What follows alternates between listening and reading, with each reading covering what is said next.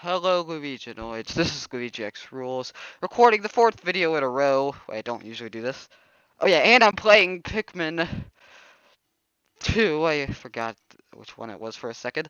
In the last episode, we explored a bunch more of the Glutton's kitchen. In this episode, we're on the final floor, and we've got some electricity, so watch out.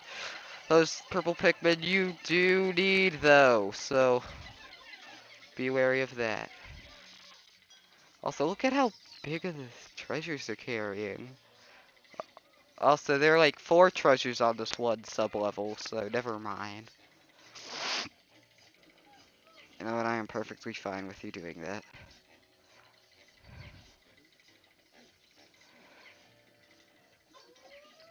Get my purple Pikmin in the back.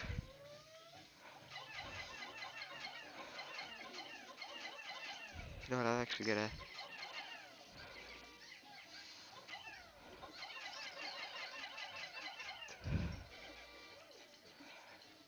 Not enough yet, huh? There we go, now it's enough. There is still some electricity, though, so... Again, I'd be wary. So here's one of the treasures. 100 Pokos it is. The hideous victual. I mean, it is an egg. That must be hideous, right? Giant egg.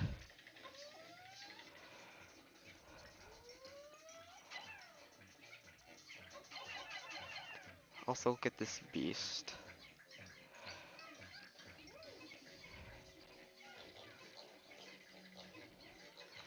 There are actually only 2 ways you could defeat this guy, and yes, they are slightly different. Because, as you can see, that only does half of his health, so it is much tankier.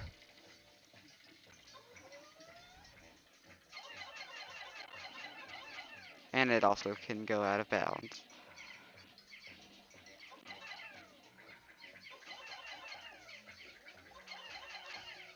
Once again, only a direct hit will be eligible.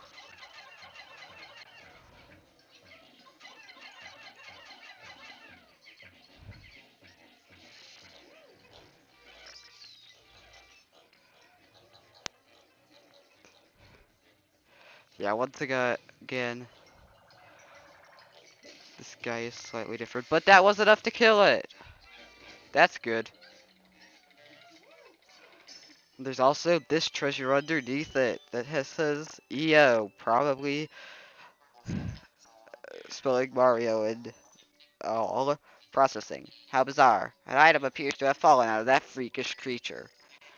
It must have been a greedy beast to swallow something like this. So, fun fact, what I was talking about with the... Hang on a second, we got this to deal with. 100 Pokos, it is. The dream material. This intriguing material does not conduct electricity. It is far more advanced than the material I was researching. How frustrating. A spacesuit made from this wonder alloy would insulate the wearer from electricity shocks. You can probably see where this is going. Also, this isn't the wonder alloy. Excellent. This new material has allowed me to complete my anti-electrifier.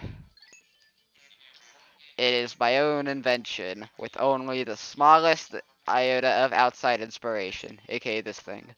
I have reconfigured your suits with this new material. They will now protect you from electricity.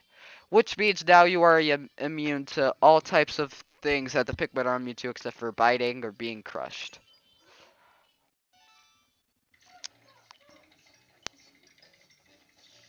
Also, there it goes. These, however, still also look like they fully heal once they go inside their dens. I do like this.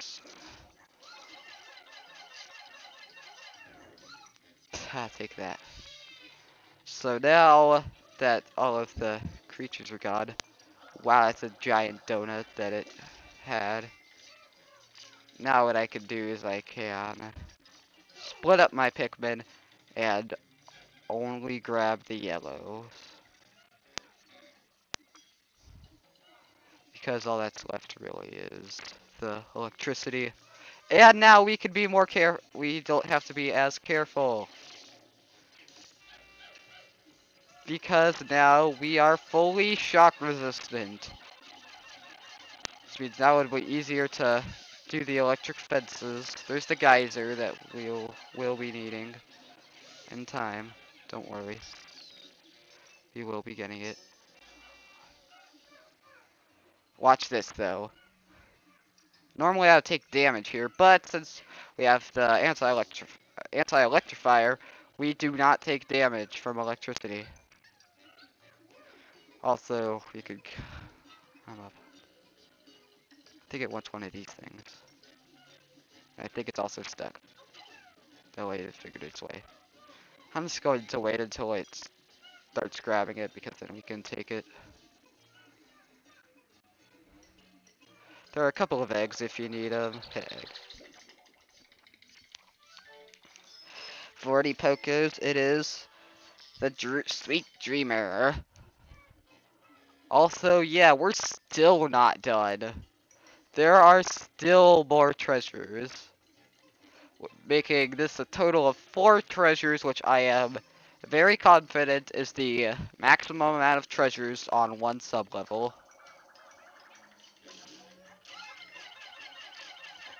Take that, now you're dead. So now that he's dead,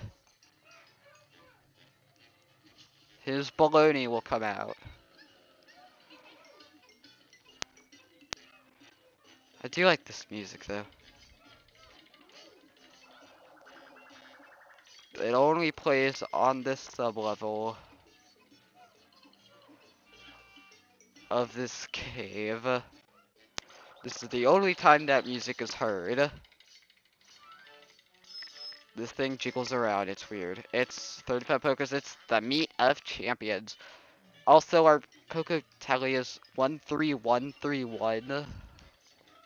How convenient is that? We only lost 5 Pikmin, but we lost 10 yellow Pikmin in total because we got some purple Pikmin.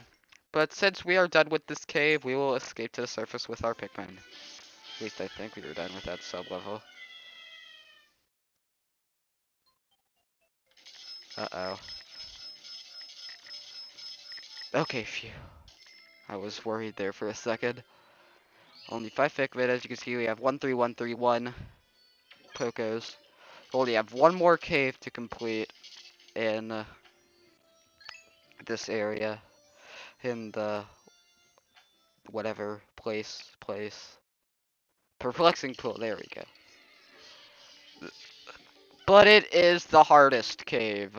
Definitely, by far the hardest cave. Not in the game, but of this area.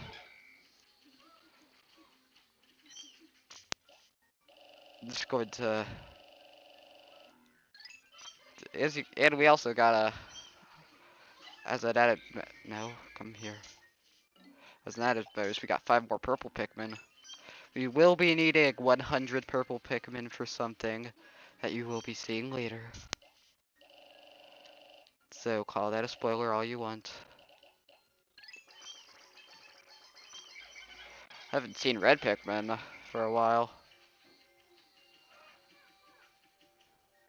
We actually don't need these guys for this area at all either. To take care, except for to take care of the fiery blowhog that can sometimes spawn here. So this, so this spider thing. Did I get this? No, I did not. So, oh yeah, it was that. Now these things will spawn.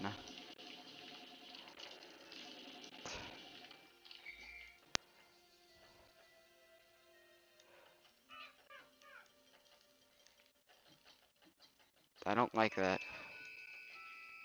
These things might respawn. There's nothing really else we can do for the rest of the day, so I think I'm just gonna go ahead. If you go to the right here, you can go to sunset. Yes. We really don't need anything else to do that day, but that usually means that we did something very good if the orchestral version plays. Also, hey, there weren't any fiery bullblaxes. There were some lollywogs and some those, but no fiery bullblaxes. That's strange. Oops. Today's report. Funds earned quite a bit because we also got, I think, the optical illustration on the surface, so we got over 1,000 in that one day. So I think, yes, overall we are. Oh yeah, because we got some more yellow Pikmin that we dropped, so we only had a net loss of 3. Yeah, that one Pikmin ruined our streak of no Pikmin being lost to water. But I hope that we will not lose any Pikmin to electricity. I've been trying my hardest not to do that. We've lost 139 Pikmin total. So we overall went up by 4. Audemars, you've worked so hard. Your special bonus arrived today. This is the first, right? I bought the kids a few things they've been wanting. They were so happy, and so was I. So you just stole our bonus? Sheesh.